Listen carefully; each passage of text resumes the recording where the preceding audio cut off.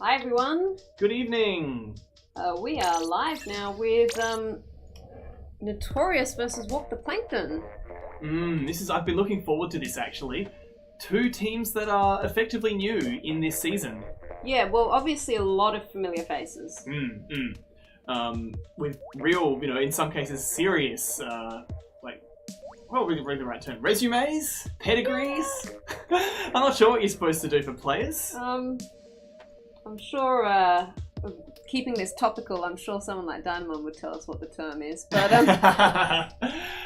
but nonetheless, still some genuinely new faces in there as far as the series is concerned. Yeah. And both of these teams have done some pretty exciting things between the first round and the seeding tournament. Yeah. So, look, I think when we were looking at the seeding results for these teams, because Notorious didn't actually participate in the series as Notorious before, did they? No, this is the first time they're playing under that name. Yeah, so when we were looking at the results for seeding these teams, it was like, oh yeah, we're seeing some pretty impressive stats against them. So coming into this, they've been seeded into Div 2. Yeah. So here we are.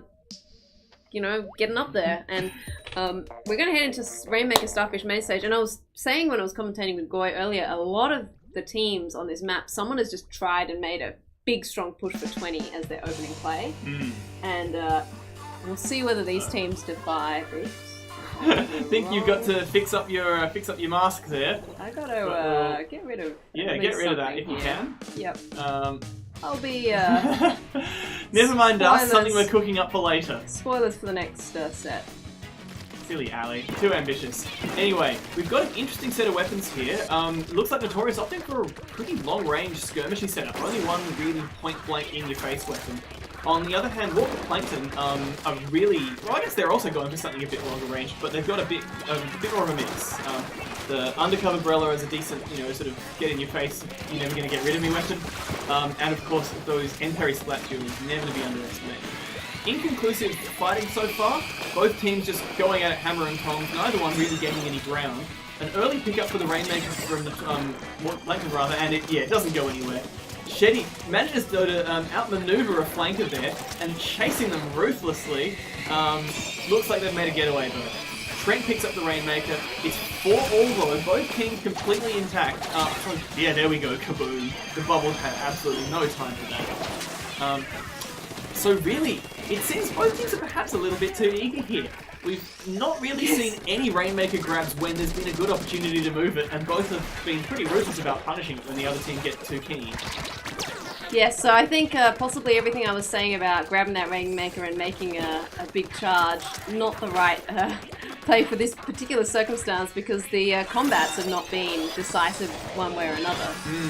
So Shane tries to open up a flank, a front there rather, especially given that Plankton were one down when he tried it, but to no avail. We've got that Stingray coming out, mercilessly going in on the Rainmaker, and an Inkjet as well, and I think we're going to see one down on the Rainmaker here, and then, Shane chooses the exact worst spot to dodge roll into. He gets an Inkjet in that face for the cover. But we've seen 2 down also on Morton Plankton, so really we're straight back to a neutral game here. No progress at all that means anything.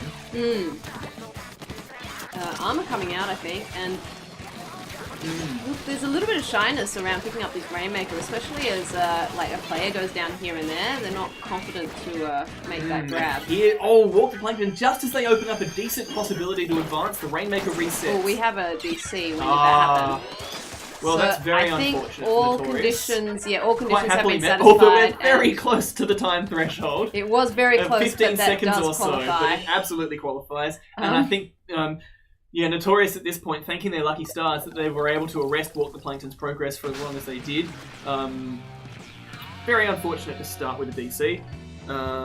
But yeah, at the very least, it's not going to deny a rematch. So that's not so bad in the end. Yeah. And I guess the lesson to take from this so far is that both teams seem very evenly matched. I'm not sure I can really spot much daylight between them. Alright, we'll see who comes back in. Yep, looks like Trent's back in, and yes, because we have all the same players, we can conveniently just go, yes, Splatoon remembers who is where. Oh, maybe. Well, it did this time round. Yeah. And all the players immediately signaling ready, so it's pretty clear that they are not, they're all ready to go. In a way, this is almost going to feel like it's just an extra long game. There was so little score progress in the previous one, it really just felt like they got that opportunity to feel each other out. I'll be interested to see if this leads to a different development early on in how they roll out into the middle. Both teams perhaps a bit too aggressive early on and being a bit too keen to pick up the Rainmaker even when there was not really anything they could do with it. So perhaps they'll be a bit more cautious. Look, early pop to Notorious. The interesting thing about the replay here is being able to evaluate everything that went right or wrong, and this time we are seeing... Him sneaky grab. Yes, the Stingray came out just enough to, I think, it didn't get the splat, but enough to ward off that push. And failed attempted grab there. And so, ultimately, there we go, the Rainmaker does get stopped, but the rest of Plankton completely intact against 2 down on Notorious. They get an easy win on the pop, and they're just going for it. Here it is! Not the 20 again. No, not the 20. I'm still waiting for it. Yeah, Van Noah very effectively punishes that jump there. And really, this is Notorious' chance now. They've got a Ray in the tank. They might just use it to clear people out of the way. Certainly, they don't need to worry about a counter Ray. They've been splatting people left, right, and centre. Oh, no, never mind. The one player who had it, but not in position to use it anyway. And they're going for the aggressive Ray. And we did see a momentary flash there when the Ray came out of the positions where Walker Plankton were. So, just a sneaky lead there. It's probably not gonna... This push is probably over. It does look like Walker Plankton is bringing that Rainmaker back across. Yeah. So, honestly, given how they've both been playing so far, it's not going to be difficult for Walker Plankton to set a better lead than if they maintain their pace. The tricky thing is that they then, presumably Notorious, when they're back on the offensive, are going to have every opportunity to set better Ooh, the Julie's just peeking out in time. And when everything else is going Walker Plankton's way... I think this is going to be a lead change if they can just get in there in time. They did sort of delay things to activate Ink Armor. You saw I think the Splatling deliberately chose to not pick up the Rainmaker when they were closer, but that is the lead. And a reasonable margin, but not that 20 push by any means. And I'm not surprised, as I was saying before, I was expecting Walker Plankton to be able to set something like this. They had a lot of momentum going for them. They're pretty well coordinated. The issue, though, is that once Notorious are able to get a bit of momentum themselves, I'm confident they'll be able to do their, to beat that, or at the very least get close. Shane making a great little dodge there and just staying alive and continuing to be a nuisance while Walker Plankton go a couple of plays down. And in fact, that was temporarily, almost 3 down, I think. And Umbrella is the last time. Manages to get the splat. Just manages it. They had 3 people going at them. It's impressive that they... Dynamo's in position now. I think that Stingray might have been shut down by Matthew. Matthew just rolls up the entire team. But Trent is there in turn. To save that. With Sidan and Shetty, though, respawned. No, we still see the pop going Notorious's way. Wow. Yeah, we did see, I think, them pull off because they saw the other team approaching in mid, so maybe deciding to try and get some picks. Ultimately, as long as you don't die to that Rainmaker pop, it's not too much of a problem. No. And 3 players down now. But once again, we've got Trent lurking around by the Rainmaker. No, deciding this time discretion's the better part of valor. Doesn't want to try their luck the second time in a row. Fair enough. Stingray coming out, and it has been interesting seeing the teams use the Stingray on this map. Yeah. We've seen so frequently just pointed down that right push. Oh, and Bubbles being taken out by splashdowns. It's sort of indecisive in mid because there's someone right on the Rainmaker there. Other than that, I feel Notorious have the edge right now, but the problem, of course, is that they're sitting in a situation where they need to do better than that. They need to actually convert that to a score. And here comes the Rainmaker with a little bit of favourable ink. They're just looking, I think that time they were just looking to brute force it, but unfortunately when you're under that much fire, a little bit hard to do that. And it's 2-all effectively. And that Grella versus Van Noah, they're still at it, but unfortunately a shield like that is very tough. But here we go! There's the lead! It cost them 2. Well, I think in that situation, it's like, no time to Q Nate, who's going to pick it up? There's no time for hesitation. You've both got to assume that you're the Rainmaker carrier. Yeah, just go for it. And I think we did see both of them move in, assuming that they were the ones holding it, and it got them the lead. Yeah. Well, and so far, Walker Plankton haven't quite managed to rally either. Notorious might even try another push. I think Shane in a position here to splash down. Okay, using it a bit early. Splash down, and no, that seems like a bit of an unforced error. I think, not quite what they were planning for, but it's that not Ray is out though, and that Rainmaker is vulnerable. Trent able to flank here. Yeah, the Rainmaker completely isolated. There it is. Clinical. Wow, after a very even mid game, it was Notorious played that very smartly, and they were able to perhaps take advantage of. Perhaps the score itself had Walker Plankton a bit flustered, because even after going 2 down, I felt Notorious were on the front foot for every part of that match after they'd set that lead. Okay, so we are going to head next to Splat Zones on Wahoo World. And I love this map. Remember there's subs every match, so... Yeah, teams clearly looking to make best use of their players.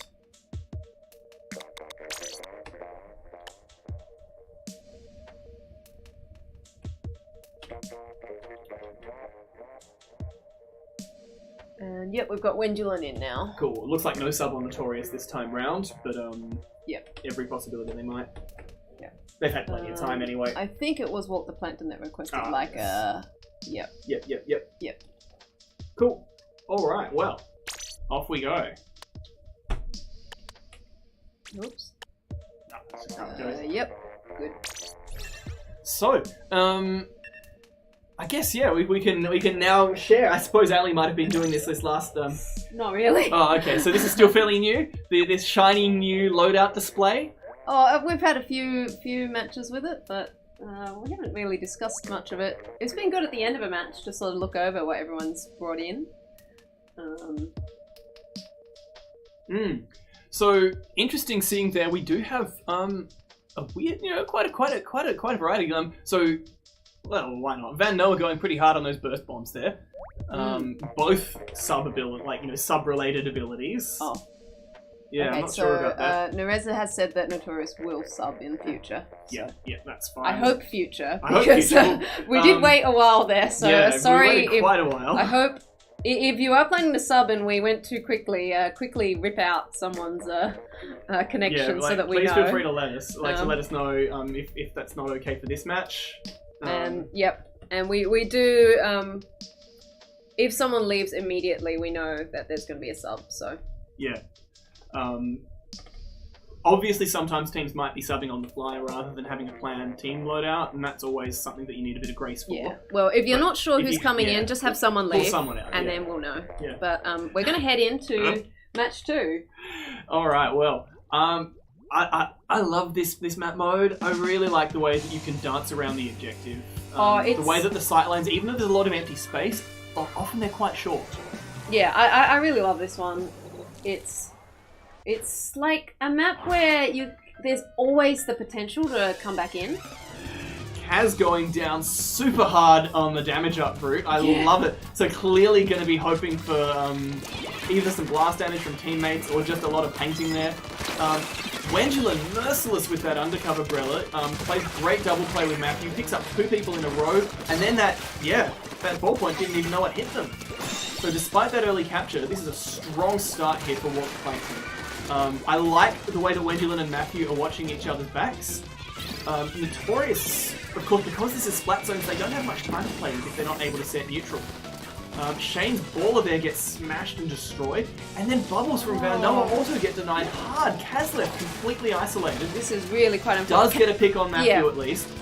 This might buy Trent a bit of time, so clearly we've got a teammate jumping in. We are at least looking at a potential 2v2 here, rather than just constant outnumbered from Notorious.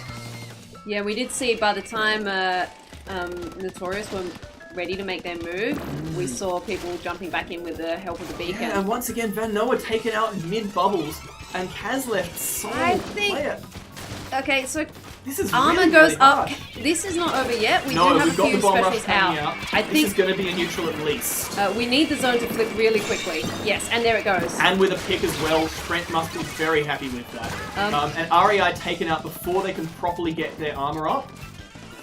This has demonstrated my favourite potential scenario for Wahoo World, where someone sets a score like 7, and the other team proceeds to knock out. So, we've seen a bit of that already. Yep, strap in. Hopefully it'll be an exciting one, even if, no matter which way it goes, I'm sure it's to be exciting. So, at this point, we're waiting to see whether Notorious can push in. And it's really important for WtP Plankton here in their advantageous position to just hold that zone.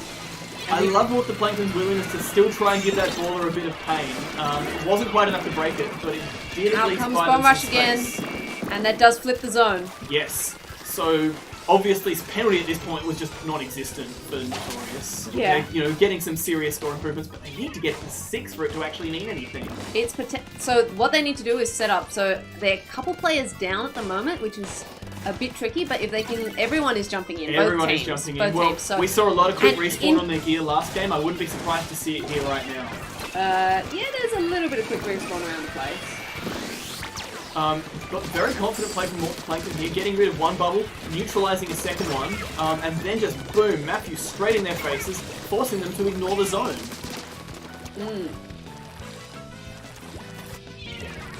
So Notorious, realistically, they've got one more chance to get in here. If they don't get in now, and at the very least cause a reset and get a penalty, they're done. So here we go. Shane's baller meets another one though and gets denied. The zone itself is contestable, but there's just no, that splashdown is the nail in the coffin. The bomb rush was potentially going to be enough to stop it at 2 or 1 or so, but that Underbrella said no thank you. So we do see a strong just denial in that case. Good knockout from Walker Plankton. Yeah, they were clearly much more comfortable playing that, I guess, well, I wouldn't even say a defensive game actually. Especially in the initial rollout when you saw everyone coming in, the way that they were able to just watch each other's backs, play in pairs essentially, and just win a bunch of 2v1s in a row was really impressive. Some of that is, should be laid at Notorious's feet for not doing the same thing and looking out for their buddies, but it's nonetheless, impressive to see it executed because it's often easier to think about than it is to actually do. Okay, so we've had one sub. Hopefully, I'm just going to double check. But we had another one already waiting for us when the lobby was ready. Okay, cool. So we're heading to Inkblot Art Academy for tower control. So it's a very interesting map. Only really one way to go. You do at least have a few shortcuts when you're not pushing the tower itself, but ultimately you've just got to grind forward through a whole bunch of pain if you're going to want to set a good score.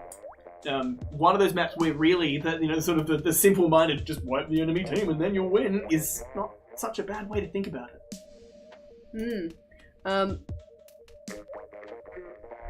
Yeah, quite an interesting situation on Plat for, I think, a lot of the teams sort of bringing a bit of range and then ending up having things in their face. So if you're able to deal with that, then you've got a much better defense, right? Yeah. It's tricky to evaluate this sort of thing, of course. Sometimes you just get a lot of... sometimes it gets very chaotic, especially...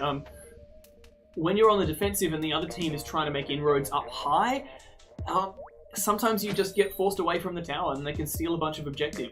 Sometimes the team does that, except the part where they're on the tower and they just get a bunch of, get great combat, sweep the other team aside, and then they've just forgot that someone needed to actually ride the objective.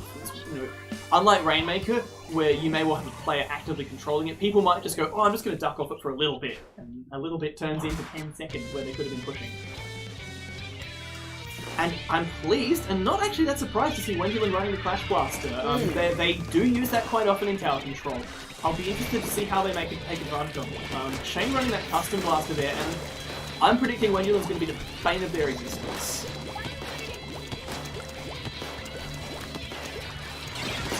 Ooh, nice beautiful direct. Mid-air direct. Lovely shooting from Shane. We've got a Ray ready, and oh wow, 2 down. 3 down, we're in 2v1 across the entire map. Wow. And with that splat bomb on the tower! Gets 1, but I believe that was Matthew. No, not Matthew. There we go. Shetty survived the splat bomb and got that checkpoint broken. Well played there, but we're still in early days. Shetty perhaps realizes that fizzy bombs you can't climb while you're shaking them. Nicely manages to deal with Trent though. I mean, if a squid is like swimming up and down a thing, surely they can charge up a bunch of fizzy bombs in advance, right? Yeah, Nerez are left in a situation where they're unfortunately with a sole player remaining on their team, not really able to defend their teammates super jumping in to try and stop the tower, and now they've got an armored Clash Blaster in their face and an H3 Nozzle Nose as well. Making that... Oh, wait, never mind. I'm calling the wrong team here. But anyway... Walker Plankton just going ham on the offensive. Yeah. That Dynamo can do so much damage from the tower without really having to stop pushing. And then if you don't, get that pressure either from the charger, as we're seeing right now, or from a blaster under its nose, you can't really do anything about it. Oh, and that is a knockout. Wow. Merciless. And they almost had an armor charge, and they did have like 3 players around that tower to be able to assist, so... it was looking very favourable, even if that Dynamo did get unseated from that tower. There were other players to move in. Alright, well, just going to give a brief shout out here to Anemones Anonymous and Too Fast Too Woomy. They're starting a match right now. We have Goizord recording it, I believe, so hopefully we'll be able to see that one later. Should be a good one. Alright, well, now, a map that's broken our heart a couple of times already this week. Given us some pretty spectacular moments as well. It's it's Clam Blitz time. Oh boy! And it's Humpback. You say it's broken your heart, and you haven't even seen the matches, the last 2 matches that I streamed. Okay, I guess I've got some catching up to do. Yeah. So yeah, it looks like this time around we have 2 teams. We have both teams subbing. All right, well, and we've got 8 players in. Both teams had people missing. Both teams have had people join. I'm pretty sure we're good to go. All right. Let's make it happen. Okay. And we've got... Yep. Brilliant. Alright. So, of course, the interesting thing about this is it's one of the most open maps in Clam Blitz, really. I mean... On the back of, like, quite similar to Inkblot, which we've obviously come from a different mode. But the basket itself is very accessible.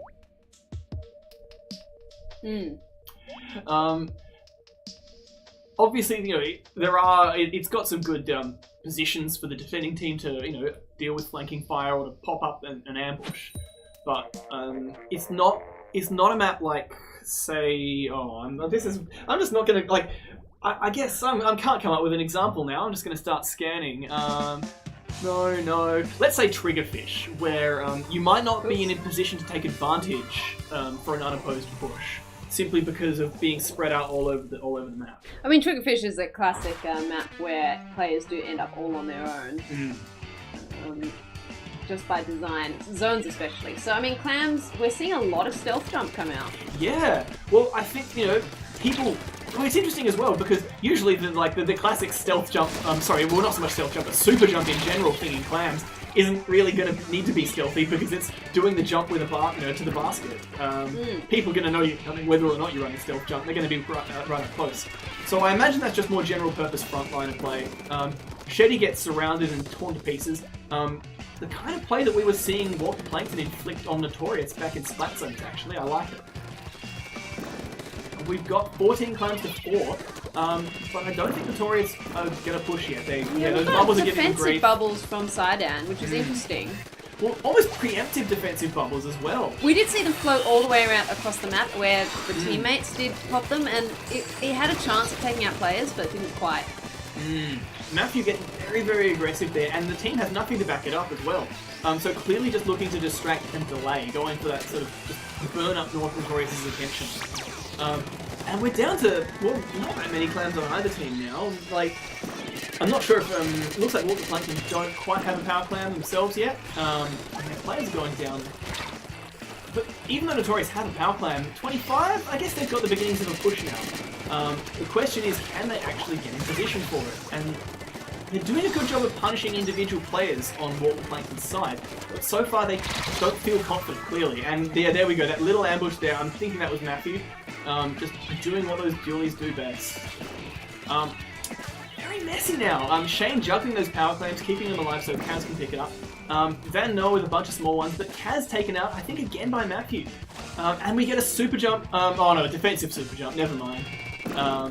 So really, for all the harvesting and for all the combat, it's really been a whole lot of nothing happening so far.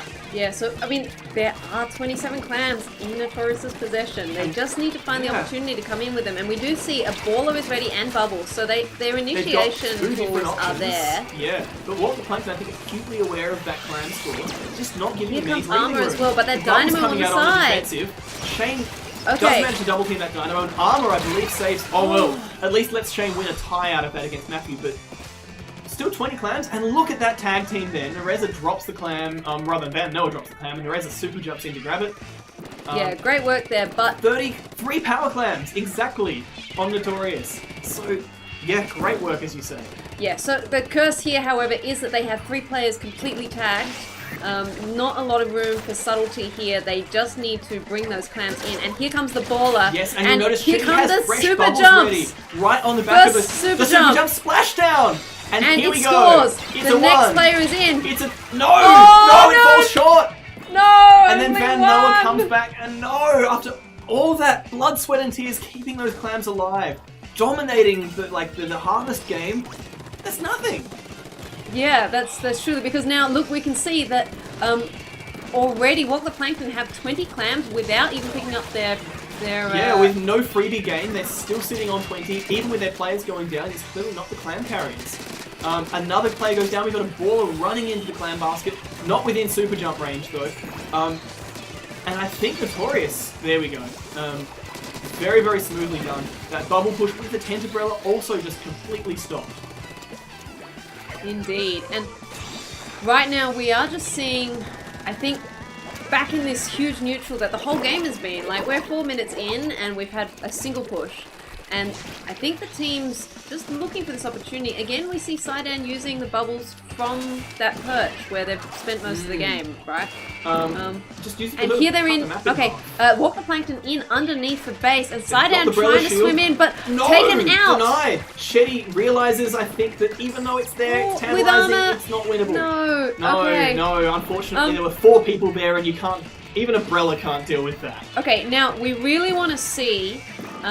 Shane comes in with a baller and a power clam. Yeah, we really want to see Notorious score all 3 of these clams. Otherwise, they are opening up the basket and wiping just for, you know, 2 is better than 1 at least, but they still couldn't quite get that right. And I think part of the problem was they had the power clam being carried by their baller. So it couldn't just be a clean throw it as soon as you're there. Someone had to actually maneuver over it and pick it up. Yeah.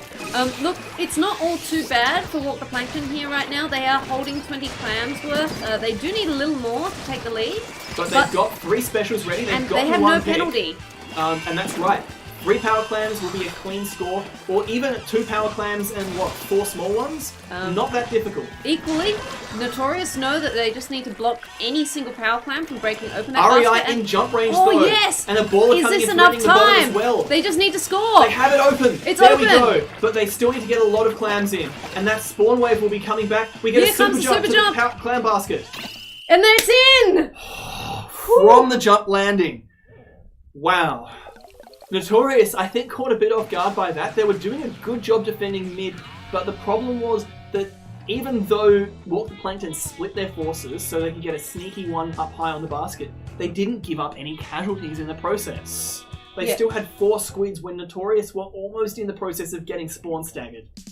Yeah, and we did see at the end, there is always this danger when you do score that you're giving tools to the other team, but there was also just a high clam spawn rate, and and what happened was both of the teams picking up like 20, 30 clams within short. The Walk the Plankton had nothing at the time when the push from Notorious finished. Everything they got was just the freebie from Notorious's second push and what they harvested during that last little period. That's impressively, impressive speed there. You've got, a lot of the time, even though, as we were both saying, it wasn't at all one-sided, they were still scoreless, and I can understand a team getting flustered in that situation. Yeah, so after that, we are heading to Marco Mart Rainmaker. And both teams substituting, it looks like. Yeah, and this is going to be an important one for Notorious to take. When we always talk about that when you're at when it's at 3 points, because that's when you've got a little bit of breathing room and maybe your nerves haven't come straight down on you, but it's still not a favourable position to be in. Of course, a lot of the things we've been narrating so far with that threshold have been situations where the other team's been scoreless. Yeah. Notorious have the advantage psychologically of having had not just a win, but a pretty confident win, and a right back in your face kind of win. Yes, with the overtake on Starfish main stage, right? Yeah. Yeah, because not only they didn't just overtake, they then doubled down and kept that aggression going and forced them into a corner. So they're coming back in on a mode they've already beaten Walk the Plankton in. Yes, that's right. That was 3 games ago, but as you said, it was the one where they did beat Walk the Plankton. And now, I think, just checking, are they bringing in the same roster as they played initially, Rainmaker? No, they've got a slight change. So we've got Nereza is in, and it looks like Trent is out. So we've got Kaz, Shane, Nereza, and Van Noah. I believe a lineup that they haven't. Never mind. Same lineup as the previous match, so no substitution that time around. Hopefully, so it'll be interesting to see if they change things around. So last time around, Trent was playing those Dapple Julie Nouveau, and it was really the only solid, really, really fast splatting weapon that they had in their arsenal. So Nereza has been playing mostly realigned weapons this time around. I think we might see a bit more of it. Oh, wow! Wow, check that out with the charger and the ballpoint. Meanwhile, we've got a Zinc Mini Splatling coming out on WtP Plankton. Really great seeing some, like, unconventional composition choices. And yeah, of course, Kaz swapping back to the H3D with all of that main power up. Yeah, like, that's just... I'm assuming that's a two-shot, or at the very least it's like a potential two-shot. Oh no, we're seeing some serious latency artifacts, and indeed, that custom jet squelcher is gone. Which team is that? I think that's WtP Plankton. WtP Plankton do have access to their free play. Gone in a puff. They do have their free replay still, because, so yeah. Absolutely no resistance to Notorious, who very courteously get a nice quick knockout. Yeah. Alright, we will be back. Yes. I'm sure it will be alright. Nice. Of course, the previous time it was Rainmaker as well that we had that disconnect. Much earlier this time around. Yes, it didn't quite tease us with a whole match worth of play, but we'll see if that player comes back or if we have substitution, and we'll go forward from there. Wait on word from the captains, and hopefully we'll just see how it goes. So, obviously, if we get a fresh face in, that actually allows both teams to swap as much of their gear and weapons as they like. That said, unless there's been some kind of issue where, Sidon dropped off, yeah, like have actually lost connection, or they're, feeling feeling bad about it for whatever reason. Presumably, was on the lineup that WtP Plankton chose in the first place. Why wouldn't you just run with them again if it were possible? Yeah. It's not too dicey here. If you were in a 4-down situation and you didn't want to trust your internet, then maybe that's you would sub. Different. But they're up 3-1. Here, right now, we'll see whether we can get this sorted out, and we'll get back underway. Well, for all, I guess some momentum, as it were, has just been completely halted for now, both ways. No gains happening at all. I feel this is a little bit more in Notorious's favour. They've done a good job of marshalling in the Clams game.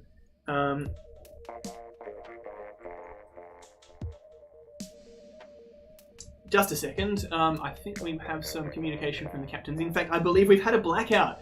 Yes. Well, that's not much you can do about that. I was almost going to speculate on that one because we've had experience with blackouts during sets before. Well, yes, we've had some very unfortunate experiences with blackouts during sets. So we'll just wait, maybe see if... Well, apparently they've already had their power restored, so fingers crossed it won't take them too long to get back online. For now, we're just going to wait and see. Look, for once it's the little gremlins in the power lines instead of the little gremlins in the in the internet tubes. Yeah. All right. Well, I guess this gives us an opportunity. Well, we can actually talk about the loadouts. Yeah, right? yeah. Let's have a look at this. So, as people in chat have been observing, there's a lot of stealth jump around. And object shredder for Rainmaker. Well, you can see there that object shredder is from a double bubble composition and on both of the bubble blower weapons. Especially interesting when they're running armor, and I don't think they're necessarily new, but they were up against armor on the other team as well. That said, they were running, and in fact, they weren't running damage up on their dualies. So except they weren't running object shredder either, so never mind that. But actually the decision here between going stealth jump or object shredder, we're seeing Notorious has actually opted to go for the stealth jump.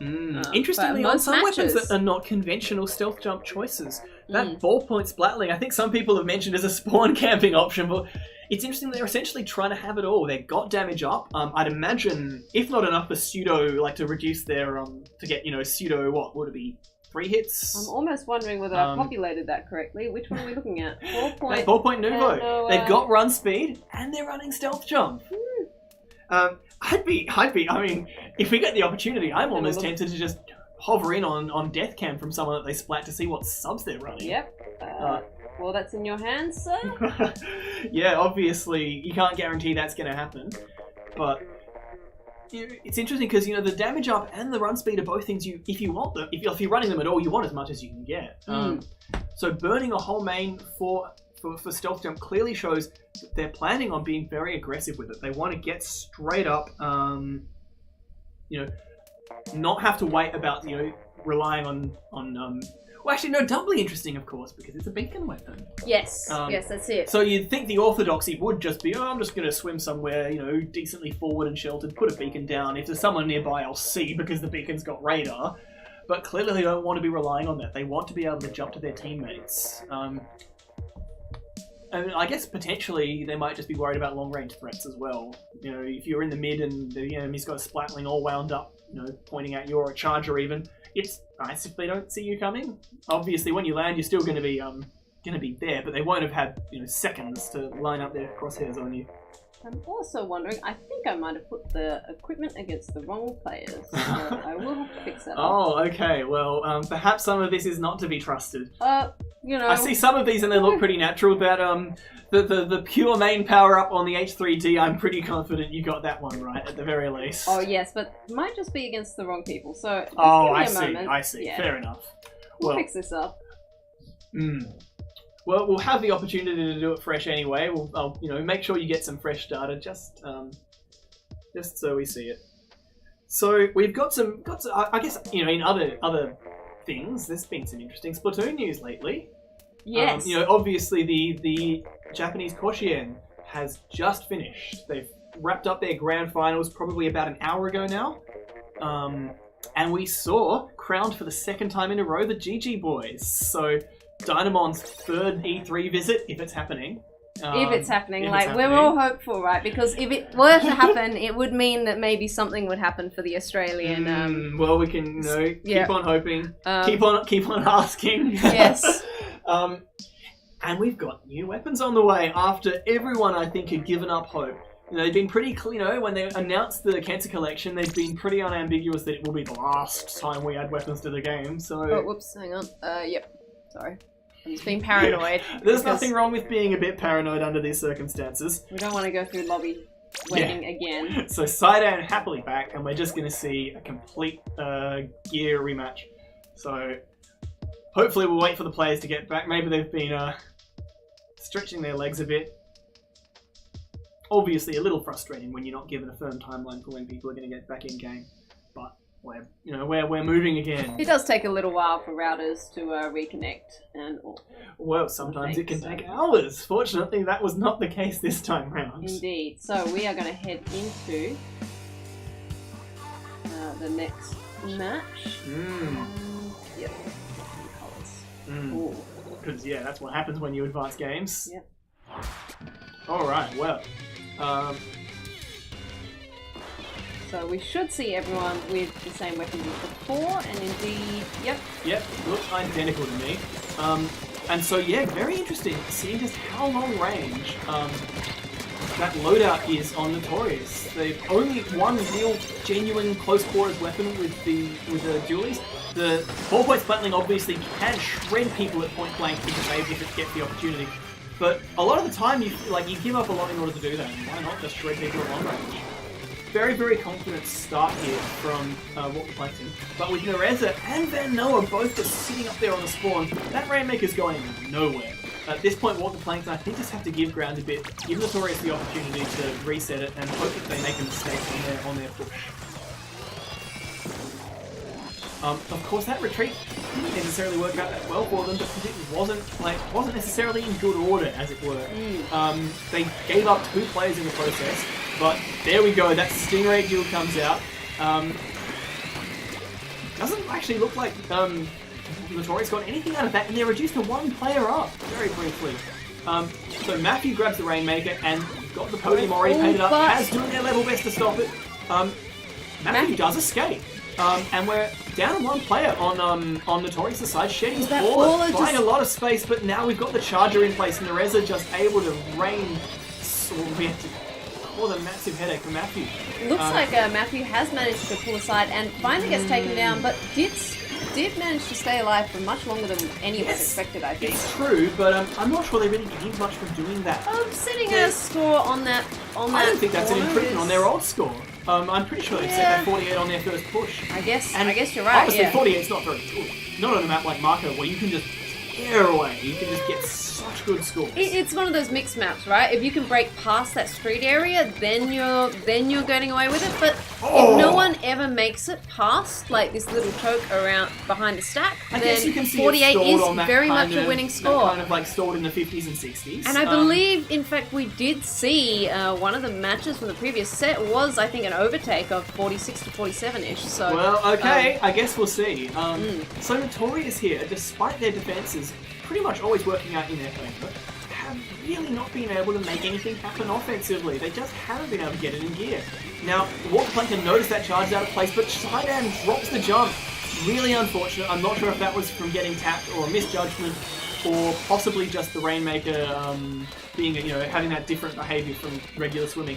But they really had a chance to get away from that charge, and unfortunately they weren't able to take it. Still, one down again on... Matthew might, come in with that inkjet. Yes, and they know that the other inkjet's almost gone. That ballpoint gets a trade. I feel that's quite well played there by Van Noa. They could have really just gone down without doing anything. Look, Notorious did quite a good job of making the situation quite hostile for that inkjet. We had the rain, we had the opposing inkjet, and then we had the fire coming in from the splatling. So quite a tough position. Plankton once again do a great job of just completely denying the mid and identifying when people are out of the way. Sidam gets the jump. Completely undefended. Here's where we're going to set some points. Stop the podium, but Matthew deletes them, and here we see a real knockout threat. Excellent push here. It's and that the knockout. Baller play, just sealing the deal, acting as a shield, and then detonating to make sure no one was in shooting range. So that play there was just clinical. Yeah, that was textbook. Yeah, apart from maybe just a slight hesitation, when jumping up the stack, there was no error there. They identified a opportunity to push in, and took it. Well, they knew where the threats were, and the fact that none of the threats was where the Rainmaker was huge. Because we saw earlier that Nereza was able to single-handedly stop a Rainmaker push just by being there with the Charger and taking pot shots. They didn't need to get splats, although obviously when they did, it didn't hurt. They just, they were too much of a threat for the Rainmaker to afford to show its head. Of course, we're having two substitutions, possibly. We did see REI come in, and I think Kaz left? Someone left? Yes, it looks like you're right. So we'll see who's coming in. Clearly, in the case of Notorious, this is their last chance.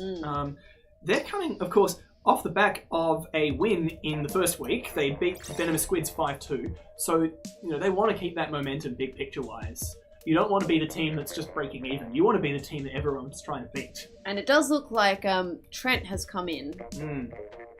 All right. And of course, Trent is a recent signing for Notorious. That's right. Has only been transferred this week. So clearly interesting that I imagine they've been practicing quite a bit just to get used to this new roster. All right. Well, let's see how we go. So. Match point here for WtP Plankton. Splat zones, they honestly I feel was not quite as confident as their tower control push. They did actually allow some recaps. It wasn't just a single parade of glory, but it was strong. It was very strong. Yeah, they pushed to 7, I think, was their initial push, and then they ultimately knocked out. So, they definitely had a strong play on the previous Splat Zones map. So, of course, the zone here is a lot more exposed than it is in Wahoo. Yeah. The approaches are a little safer. They're not too dissimilar as well. Yeah. Well, you have the sides much closer to spawn.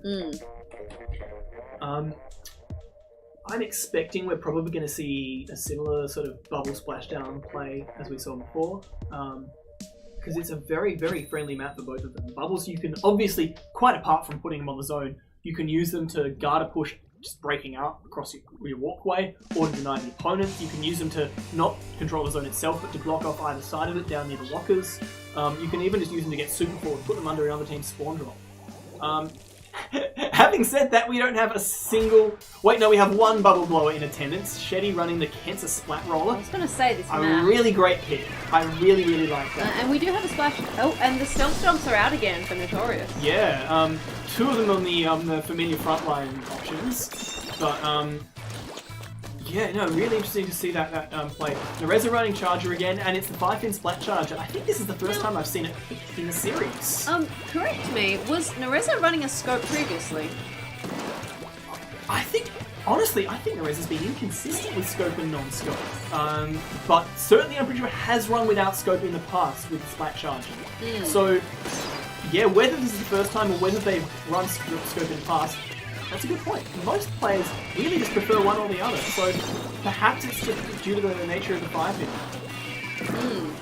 You know, maybe because they've got the splash ball, they've got that extra bit of security. And this is really strong play here for Notorious. They did eventually have to concede the capture. becomes fireworks! Yeah, but I was expecting a much earlier cap there from WtP Plankton. They were being really aggressive, they were throwing paint around, but they weren't getting the mileage they needed.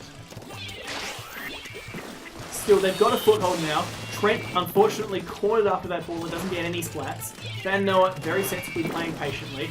And I think Notorious are going to soon have to realise that if they don't get some good picks now, they're going to have to wait longer and avoid preventing the overtake. Van Noah, unfortunately, couldn't deal with side out of point-blank range. That ballpoint splat was just ruthlessly dangerous there. Shane moves forward a bit, gets that splashdown off a little bit late for the to stop the overtake, and then that getting flying out. He's just terrifying. WtP Plankton between that dynamo and that ballpoint, can you just pour it on? Yeah, okay, we do see a bomb rush coming out, but I don't know if the players are quite in the right place to... Okay, there is the cap. Shetty is low on ink, so this might give Van Noah the opportunity. And the cap, meanwhile, has been ticking down nicely for Notorious. This is their path back into the game. Really, we're looking at a pretty similar situation to back on Wahoo. A very good early lead gets set. Notorious managed to tick down decently, but we've once again got Sidearm coming in, just using so much free for that long range. Ooh.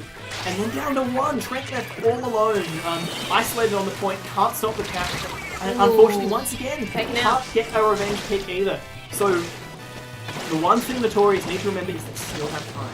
If they panic here, we might as well just write them off completely. Yeah, there is a significant penalty still, so we do see Matthew go down on the point, and Sidearm's a bit exposed there, with the point changing underneath them as well. This time around, it does pay off for them, but it leaves them vulnerable to the immediate retake. Yeah, and look, things aren't set here for Notorious at all. They were 2 players down, so they really need to find some positions where they can prevent the next push from WtP Plankton. Now, those bubbles come out, but don't all pop. So what might have been an instant zone cap is instead just a neutral. But Trent, unfortunately, forced to play anchor, is not able to contest that zone. And has been spotted! Once again! And probably not able to protect the...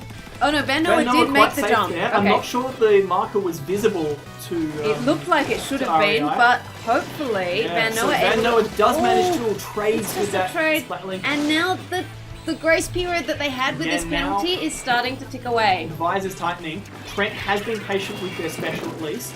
We do have that charger doing a bit of damage out there, but we have any here comes the baller. It's really just going to have to do or die here. And that the geometry of the...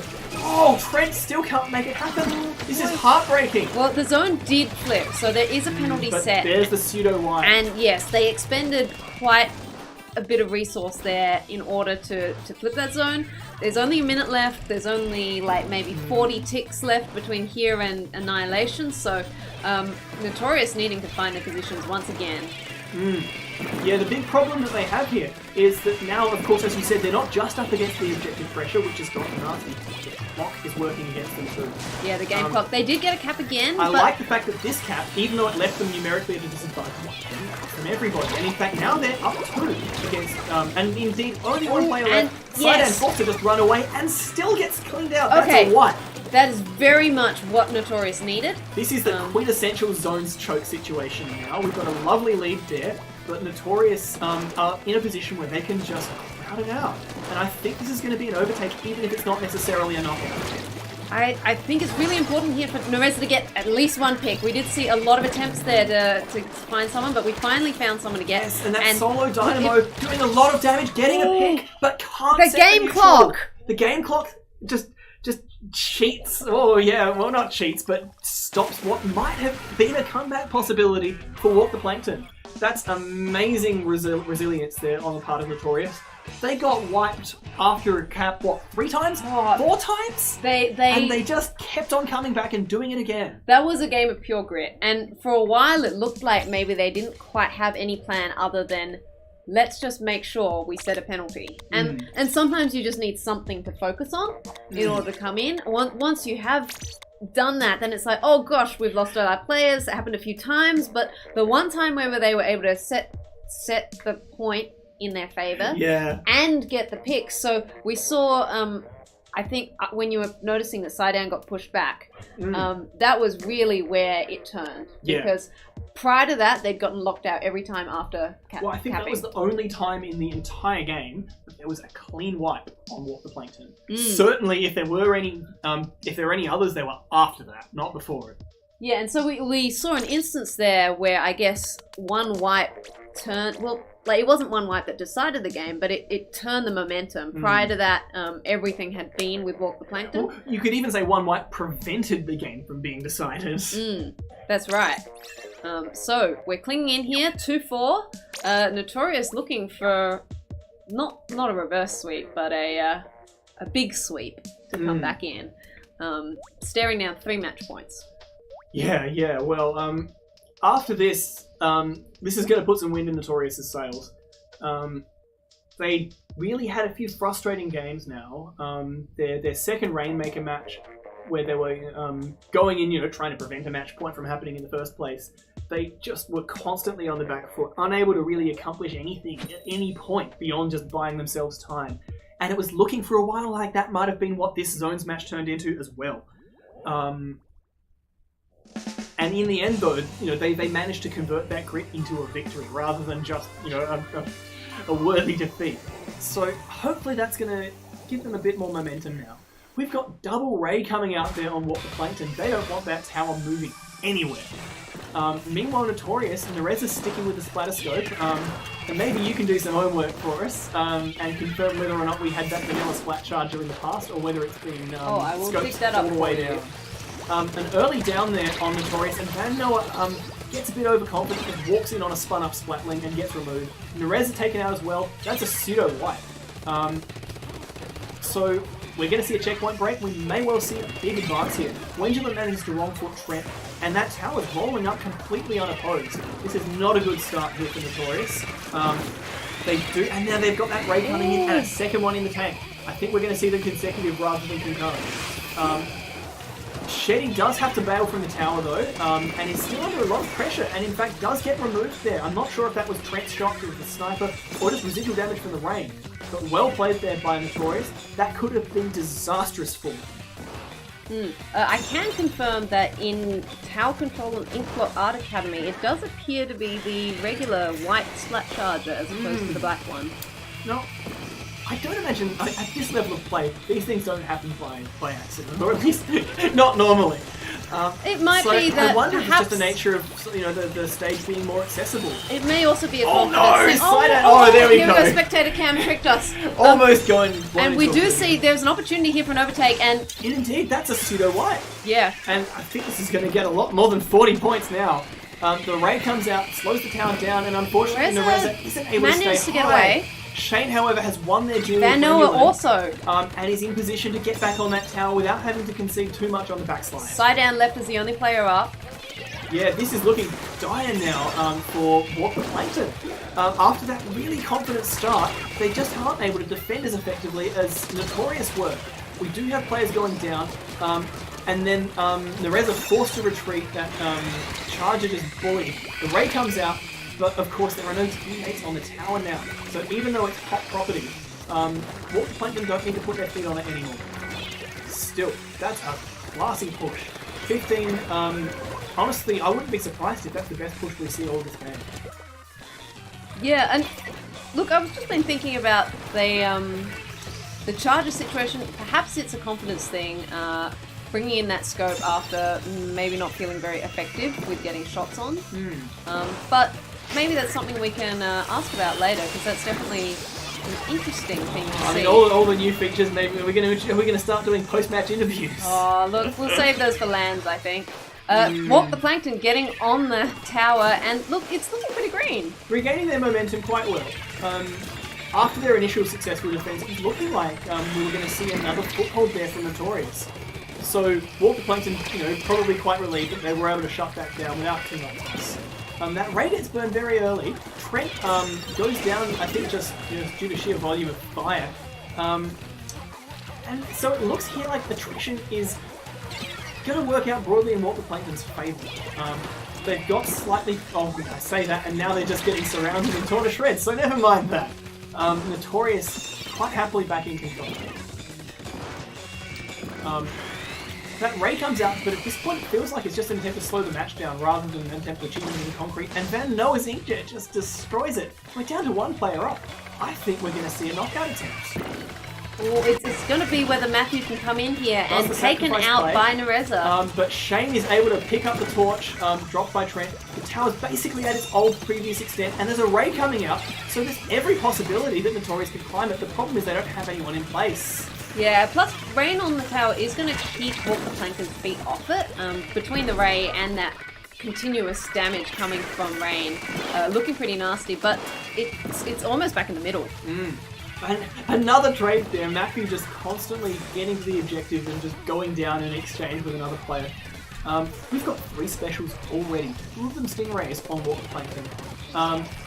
They tried the double Ray play on their very first push, and unfortunately they just were a bit out of position to take full advantage of it. I'll be interested to see if they happen and what they're able to do here.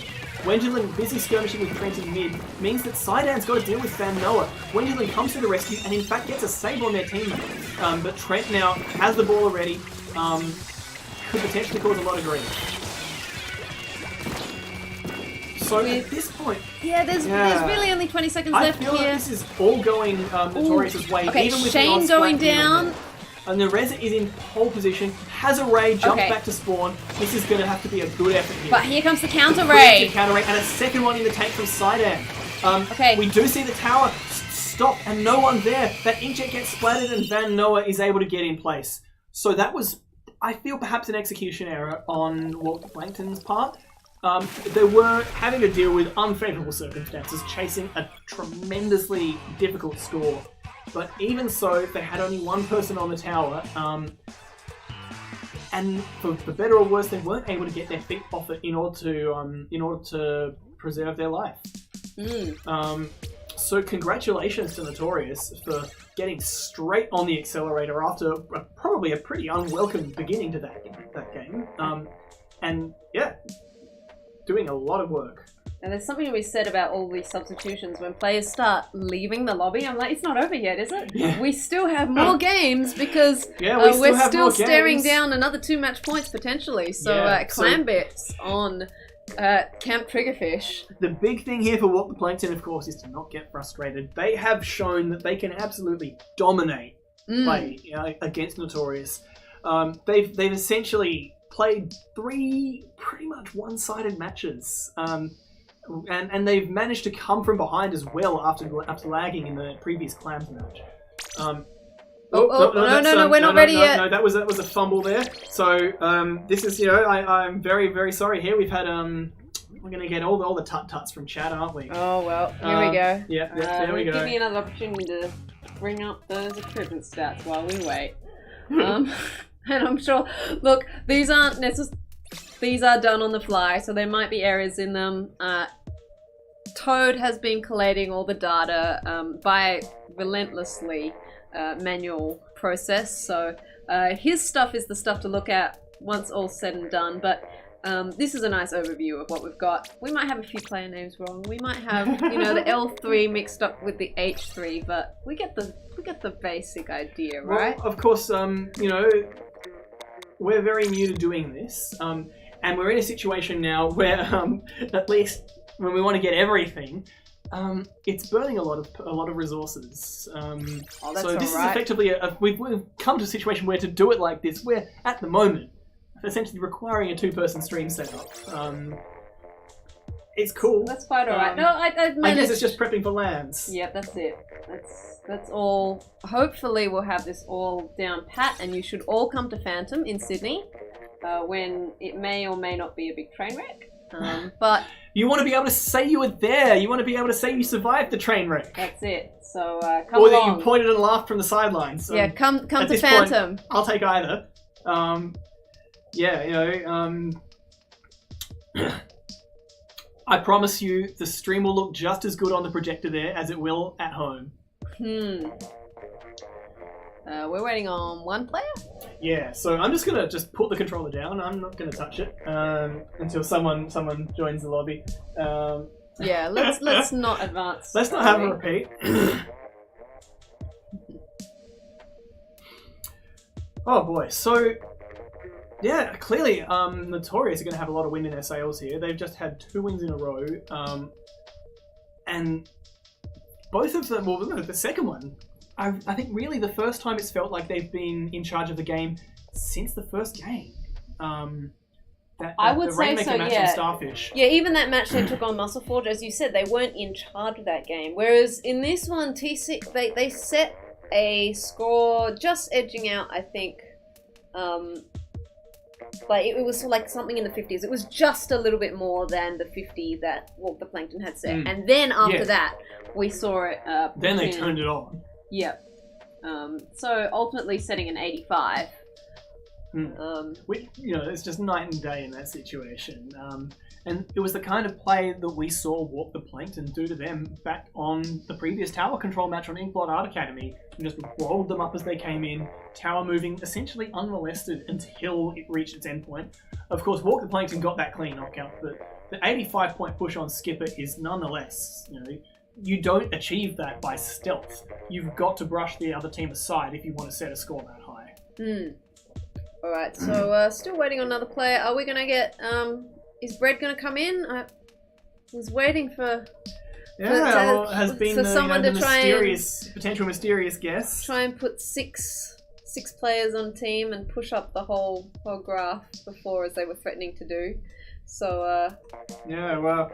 we do need to have a player come in soon, please. Otherwise, we'll start tut-tutting. Oh, and it is in fact Bread! Just as we commit to the...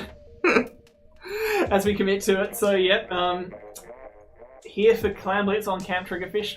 A first and potentially only appearance in this match. Oh, well. So for Notorious, hoping to make it... Oh, the Notorious don't want that. Yep, Notorious, so we do want... Walk the Plankton, they want to be Notorious absolutely sure that this is the last they see of Bread. They want to be sure that Bread gets a one and done. That's it. They've been sitting on match point for, what, 3 games now? Yeah, this is I think their third so. opportunity Yep. to get a win here, and their last opportunity to do so without the threat of a match loss. Game 9! Game 9, as some people say. As some people say. Well, we'll see how we go. Should be exciting either way. I think this map has a lot of structure different from the other maps that we've seen so far.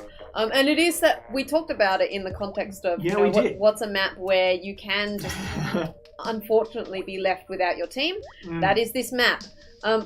At least in Clan Blitz, there is that bridge over the middle. Well, and the other big Mercy Clan Blitz offers is that super jumps are objective relevant. Unlike Rainmaker, unlike Tower Control, if you've got a lovely push open but don't have the objective ready for it, it's still possible that you might be able to get someone there if they're quick on their feet.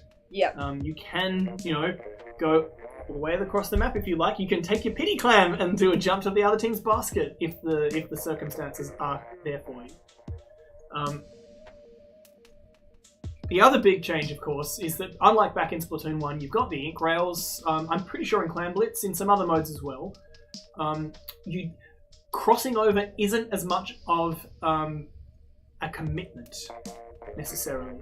It is possible to try for one side and then realise that you've gone the wrong way and bail, essentially. Do a take back or come in from a different angle.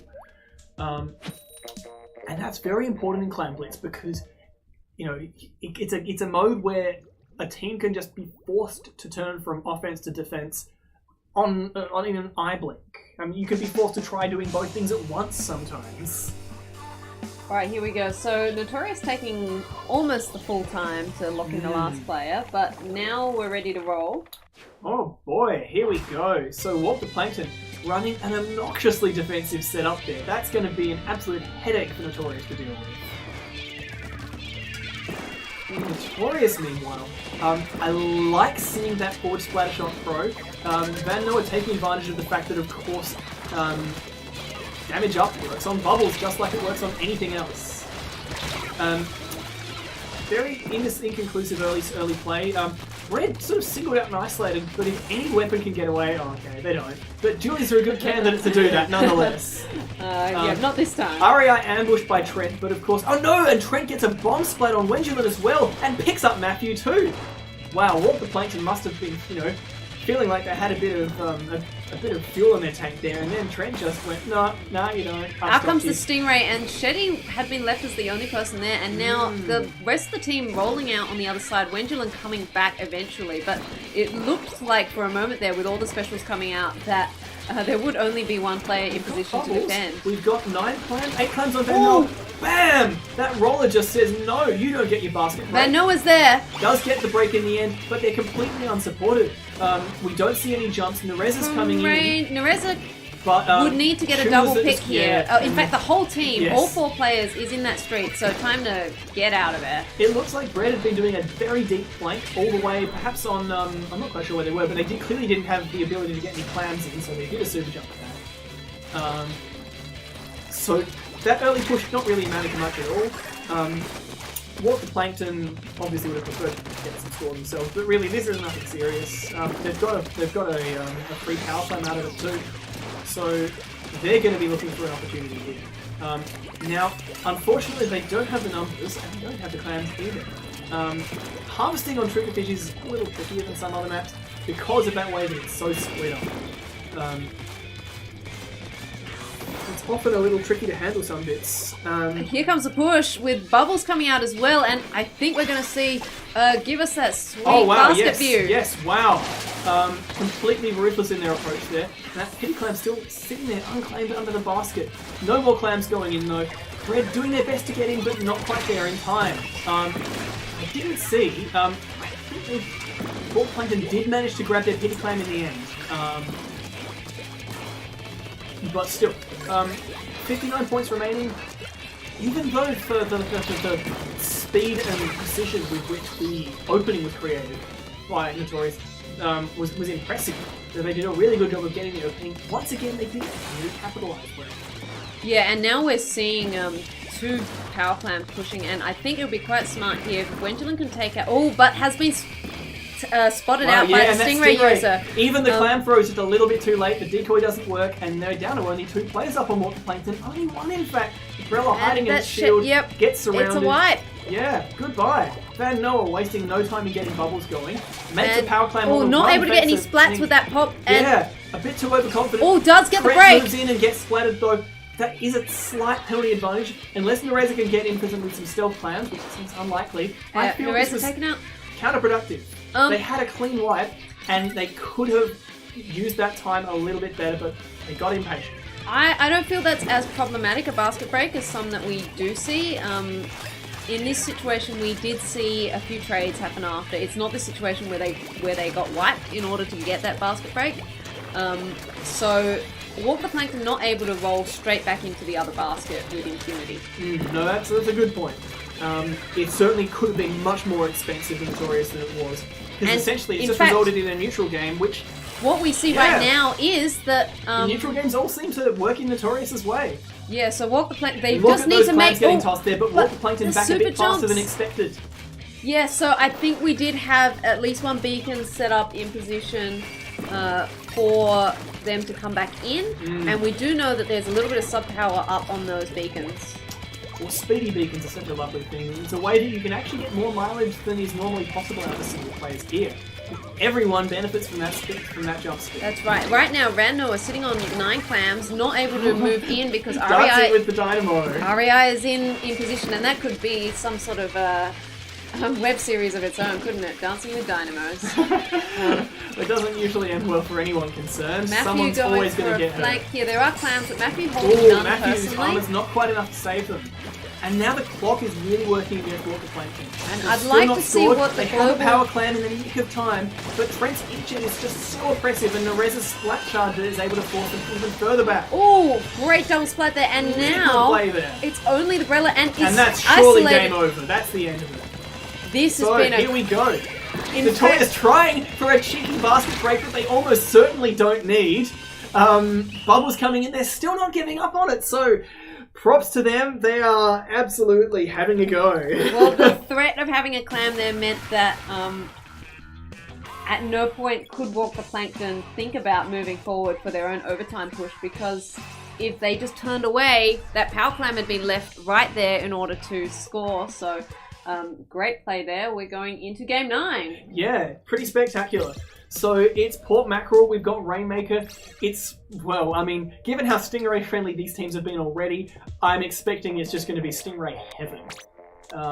I'll be keen to see a few of their old picks coming back.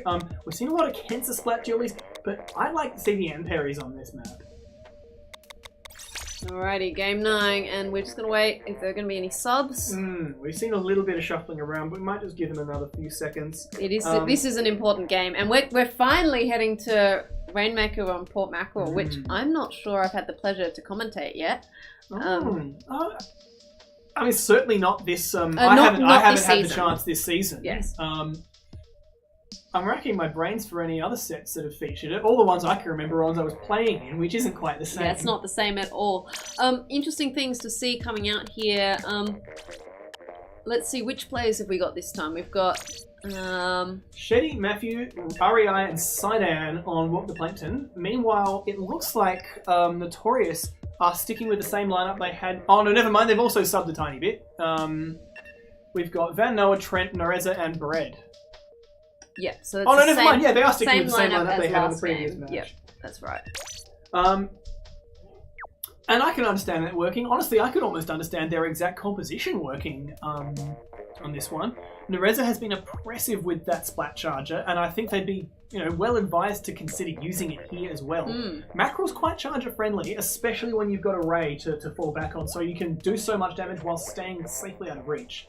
Meanwhile, I wouldn't be surprised to see maybe those Julies changing to Emperies. And I wouldn't be at all we get a surprised to see double the Octo inkjet Shot come coming out back. maybe, and Octo Shot for sure. WtP Plankton, of course, are gonna, I think, keep things a bit more surprising. They've kept on showing that they're willing to just try things a bit different with their weapons. We see Van Noah swapping a Sloshing Machine for another Stingray. I think that's Vanilla Dynamo. No Gold Dynamo coming out on REI. And in fact, Sidan with the Stingray there. We do see Emperry Splat Dualies on both teams. It's just such a brilliant weapon on this. Inkjet and Curling Bomb are both fantastic options to have on Fortnite. One down early on for WtP Plankton, but it's probably not going to matter much. But a second one, they're just being constantly forced back. Essentially forced to fight in their own courtyard. Shetty now dancing around that sponge. And the Rainmaker's maybe having a go, but Shetty didn't, Van Noah's stalling didn't really do anything there.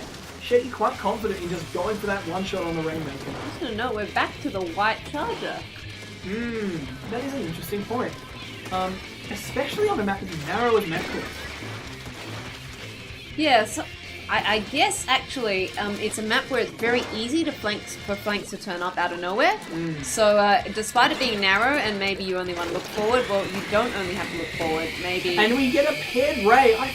I'm not sure if this is a miscommunication and the inkjet or coming if out it's as well. brilliance. I think the intention here is to try and wipe WtP Plankton. We saw both the inkjet and the double Ray come out, but they only found two players. Well, them 2 splats and an unopposed Rainmaker. Trent pushing in so Shetty strong now. once again turning up and shutting it down, but there's a big difference between a courtyard shutdown and a podium shutdown. Yes, that's very true. REI doing a great job predicting there, manages to get Bread on the second try, even with the curling bombs there, giving ample room for mind games. I think that is essentially a safe Rainmaker now, but it cost WtP Plankton a lot to achieve it.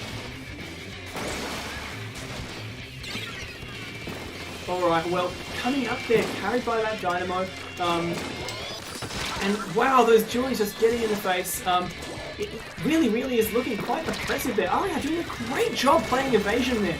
I'm amazed that wasn't a splat. And the Ray coming out as well. Obviously disregard the shield. That inkjet there too. REI running the gauntlet there, and honestly, it's lasting about 20 seconds? 15 seconds longer than I felt they had any right to. Yeah. Very interesting as well. Clearly, we've got the beginnings of a push here.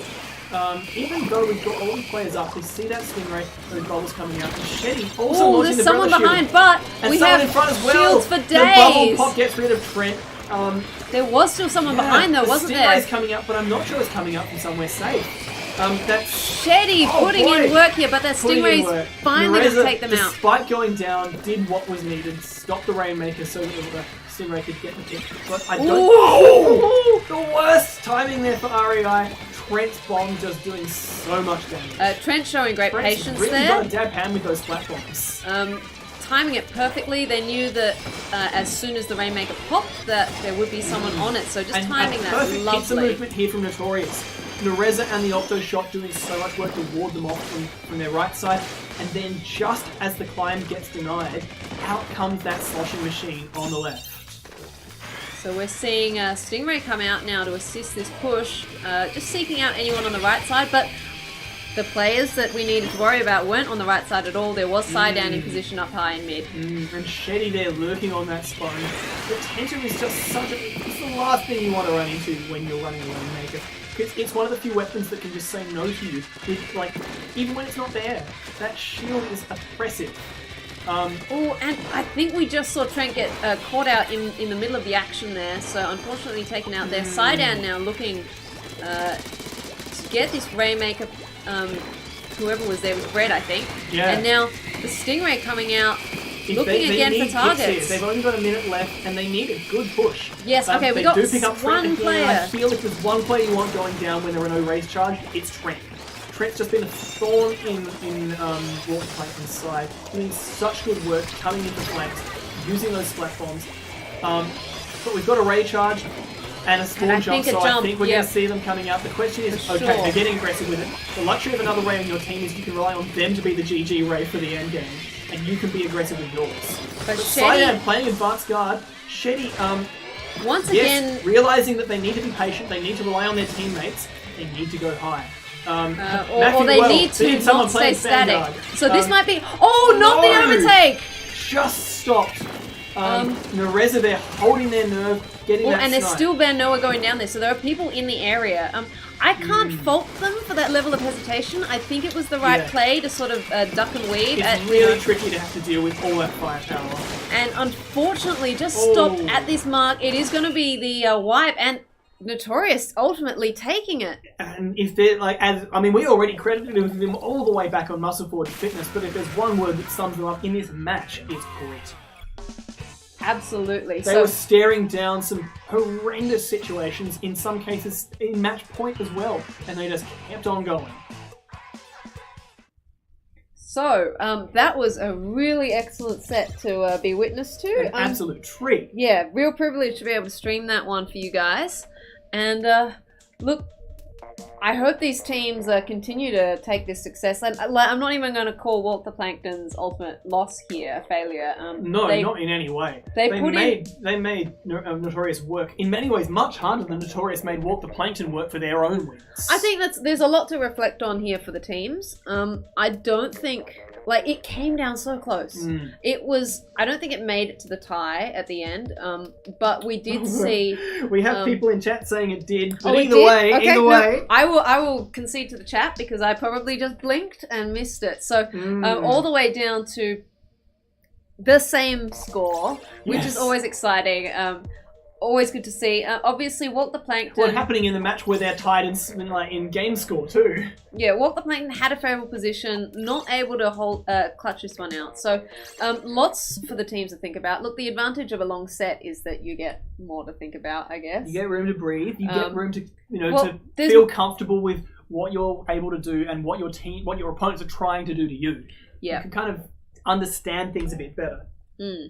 And we definitely saw Notorious swing that game, that match set all the way around.